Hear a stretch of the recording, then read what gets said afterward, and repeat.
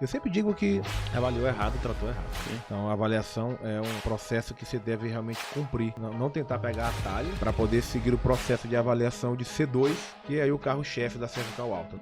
Tem muito paciente que na inocência eles ainda perguntam assim, mas ele cobra avaliação? De certa forma, a avaliação é o principal, né? O tratamento é a consequência, né? É porque as pessoas estão mal acostumadas a entender que só o tratamento, a técnica que vai funcionar. Só basta pagar pela técnica. Exato. E a técnica, muitas das vezes, é irrisória. Muito bem, estamos aqui de volta com o nosso podcast de cefaleia, dor de cabeça, enxaqueca. Avaliação para tratamento de dor de cabeça, né? Vamos conversar um pouco, Ronaldo, sobre como avaliar. Eu sempre digo que avaliou errado, tratou errado, Ronaldo. Sim. Então a avaliação é um processo que você deve realmente cumprir.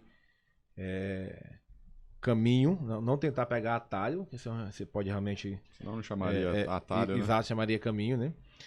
Para poder seguir o processo de avaliação de C2, que é aí o carro-chefe da cervical alta, né? Como que a gente começa, Ronaldo, na avaliação de E só pegando um gancho no processo de diagnóstico, né?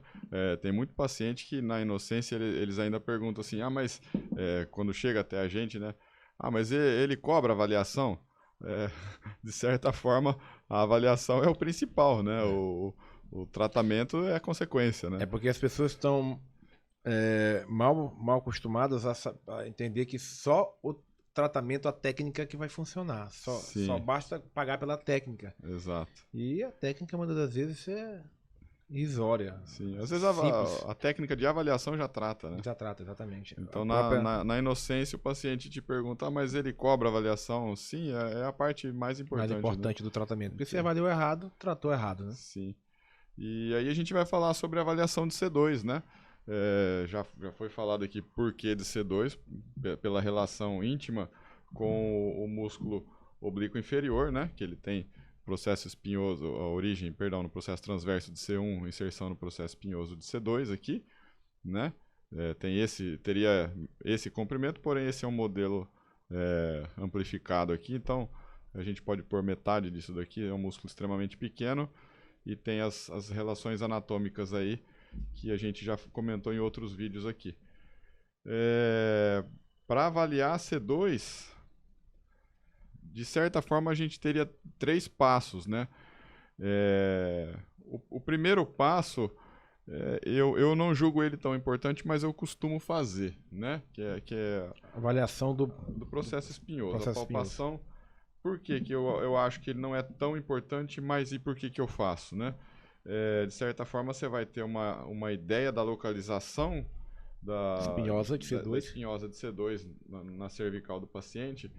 Porém, o núcleo de ossificação aqui de C2, no momento que ele está finalizando o processo de fechamento da epífise, né, ele pode ser que ele não fique certinho no centro, né, simétrico ali, bonitinho, né? Pode ser que fica, às vezes, um pouco mais para a esquerda, um pouco mais para a direita, quando os dois processos se unem para fechar a epífise de crescimento. Esse seria o primeiro passo para avaliar C2. Porém, se houver essa diferença, essa anormalidade, né, que é considerada normal,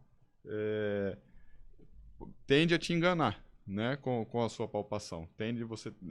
Pode ser que ele vai estar um pouco mais para a esquerda ou mais para a direita. E se você não realizar os outros testes que a gente vai falar aqui, você corre grande risco de errar. Porque aí você vai esquecer de avaliar o tônus do oblíquo inferior e você vai esquecer de avaliar até as articulações aqui entre C2 e C3 aqui no pilar articular. Então esse seria o primeiro passo. É extremamente fiel? Não. É necessário fazer? A gente julga que sim, né? Porque você já começa a montar e é o abre alas aí. De certa forma, você está pedindo licença para o paciente para começar a investigar a área de dor de cabeça dele. Porque nós temos 3 processos de avaliação para investigar a vértebra C2.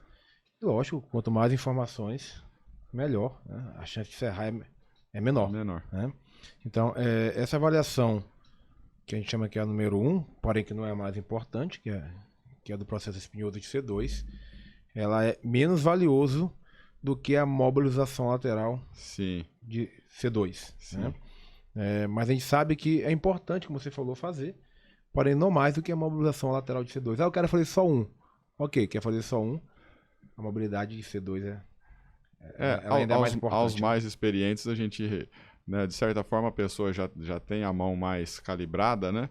Então aí você poderia, de certa forma, algumas etapas eu não digo pular, mas você já ir na que você tem mais habilidade para fazer, né? Então, de certa forma, se você já tem uma habilidade com terapia manual, aí você já pode passar para a mobilização, que é justamente a pressão lateral aqui na espinhosa de C2, né? Movendo de um lado ao outro, e é gentil esse toque, ele não é um toque que você... porque bem sutil, tem alguns parâmetros, alguns modelos de dor de cabeça, que geralmente o processo espinhoso está sempre rodado do mesmo lado da dor, geralmente, mas não é regra, né? E aí você, ao invés de testar, você acaba empurrando e falando, eu quero que fique assim. Não, você já vai tendencioso, né? É uma avaliação gentil, cortês. Você tem que conversar com a articulação, sentir o tônus da musculatura do oblíquo inferior, para você realmente ter a certeza que é ali que está essa vértebra rodada. E lembrar que é uma cervical, né? Uma área nobre, né, pessoal? Uma área nobre. Cuidado realmente com o processo de avaliação. Essa avaliação que a gente chama que é a número 2, ela é mais informativa que a número 1, e também do que a número 3, né? Essa daí é o padrão ouro, né? Mas a gente recomenda que faça o passo a passo para você confirmando as etapas, e como a gente disse, ao fisioterapeuta mais experiente com terapia manual, de certa forma ele já vai usar a técnica que ele tem tem mais afinidade, né? A gente acaba tendo uma preferência pela técnica que, de certa forma, fica mais usual para o terapeuta, né? E a número 3, a avaliação número 3. Você vem aqui no pilar, né? Póstero anterior unilateral de C2, né? Aqui.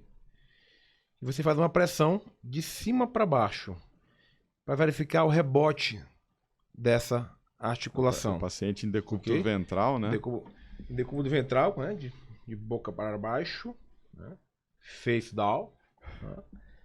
E aí você faz a pressão no pilar articular.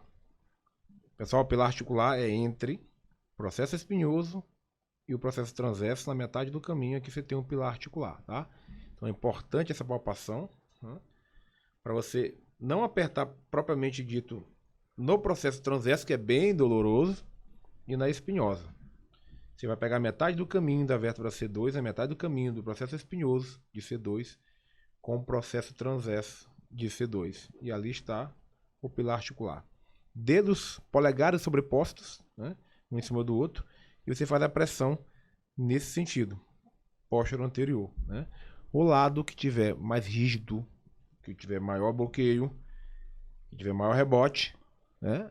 É o lado que você vai dar o diagnóstico, onde você tem a rotação de C2. E aí você faz as 3 etapas, faz os 3. E aí comprova, você tem três processos de avaliação de C2 para comprovar qual o lado que você tem a disfunção, que é o lado que pode estar gerando a dor de cabeça no paciente. Então esse processo de avaliação de C2, você obrigatoriamente tem que fazer.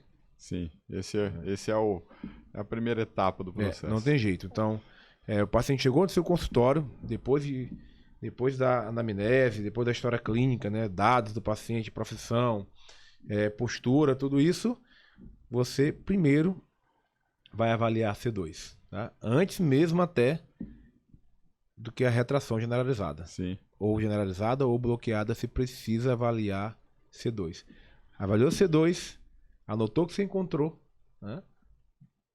Aí parte para o processo de retração generalizada ou bloqueada. Aí segue aquele passo a passo que a gente passou nos podcasts anteriores, né?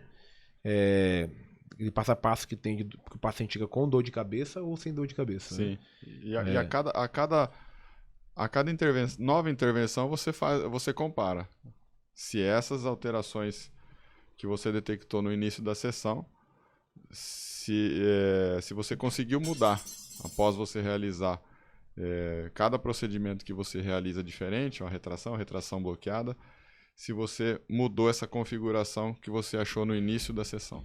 E que configuração é essa? Tônus na musculatura do oblíquo inferior, rotação de C2, juntamente com o sintoma do paciente. Exato. Né? Você vai fechar esse quebra-cabeça para fechar o diagnóstico do paciente. Né? Fazendo isso, você se torna um sniper. Você já deu assim grande passo para acertar no tratamento do paciente.